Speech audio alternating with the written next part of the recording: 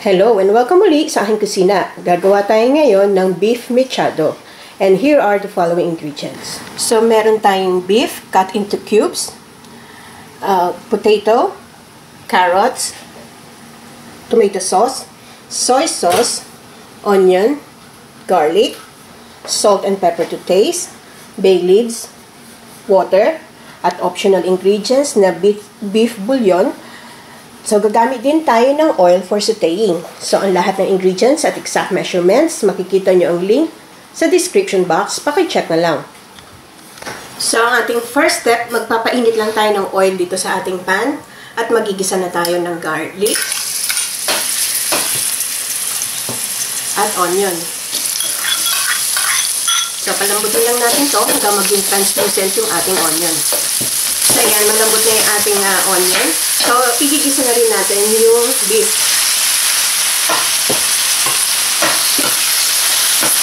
Itong beef na ginamit ko, beef flank siya, yung walang taba.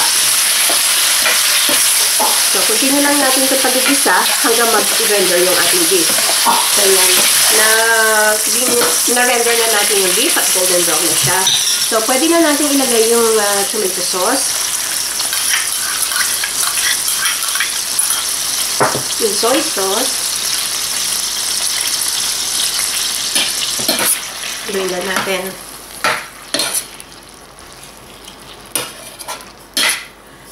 At yung water. So, itong water depende sa sauce na gusto nyo kung gaano karami. So, adjust nyo na lang.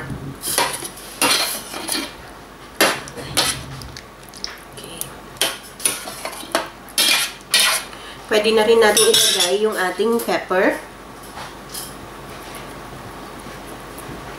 At itong salt, depende sa taste nyo. So, meron na tayong soy sauce. So, alalay na lang tayo sa sauce, sa salt. So, ilagay na rin natin yung bay leaves.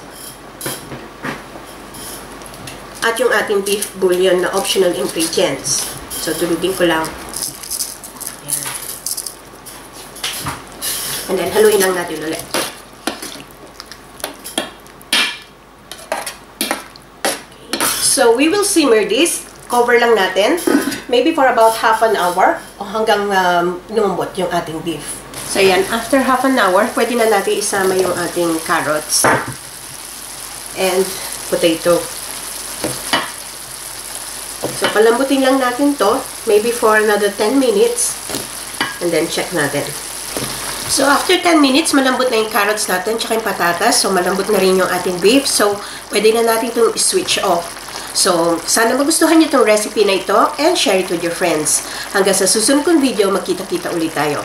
Salamat! Bye!